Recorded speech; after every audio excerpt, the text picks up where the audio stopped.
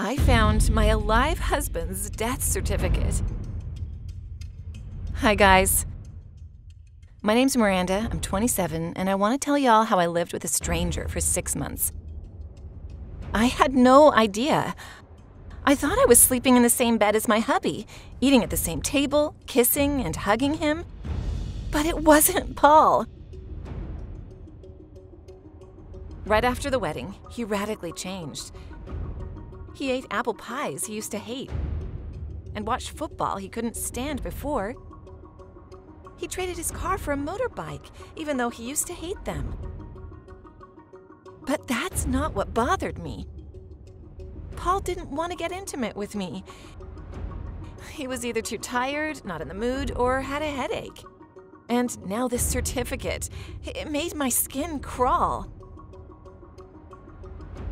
I showed Paul his own death certificate. He turned white and stuttered. It's a joke, it's a mistake. As if he didn't know how it got here. I suggested we call the number on the document to see if it was some mean joke. Paul said he'd do it, only he later accidentally lost the certificate. It was pretty shifty. Panic crept up.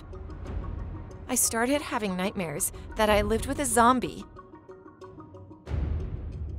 Then I recalled I'd taken a photo of the certificate. I'd wanted to send it to Paul's work. There was a phone number on it, so I called. After the call, I locked myself in the room. Paul was about to get back from work. Or not Paul. Not who he'd become. I didn't know what to think. It was a living nightmare. I found out the certificate was valid. Paul died in a car crash in New Jersey 6 months ago. He was buried in the town where his parents lived. But Paul had no parents. They'd long passed away. I saw Paul's motorbike through the window and regretted staying home. I should have fled. He came home with a big black trash bag. What was inside? A weapon? A bat? Knife? A body? I was scared witless. I heard the staircase creak and realized I had no time to spare.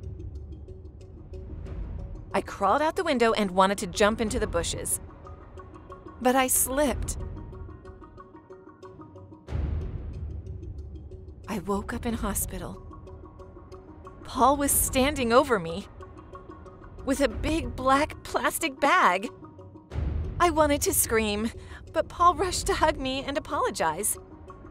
He fell to his knees and took a bouquet out of the bag. He said it was all he could think of to protect the flowers from getting hurt on the ride. Frozen with fear, I just heard him out. What I heard was truly scary. "I'm not Paul, I'm Dan," began the man I considered my husband. "I'm Paul's twin brother." "Paul's an only child," I screamed. But Dan pulled an old photo from his pocket. There were 2 Pauls, or Paul and Dan. 6 months ago, after the wedding, Paul said he was going on a business trip.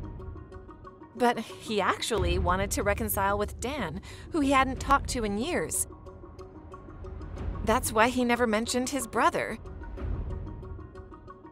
There, Paul got in an accident with Dan and ended up passing away.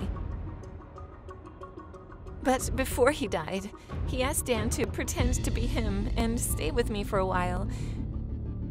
He wanted to prepare me for the horrible news and make sure I wouldn't be alone. During that time, Dan fell in love with me. He was gonna come clean, then pop the question. But I'd found Paul's death certificate, and Dan got cold feet. And that explains Paul's weird behavior and the lack of intimacy between us. I fainted and stayed unconscious for almost 3 days. When I woke up, Paul was there again. I mean, Dan. He apologized again. It took me a while to get over the loss, forgive Dan, and realize that I love him back and can't waste my late hubby's precious gift.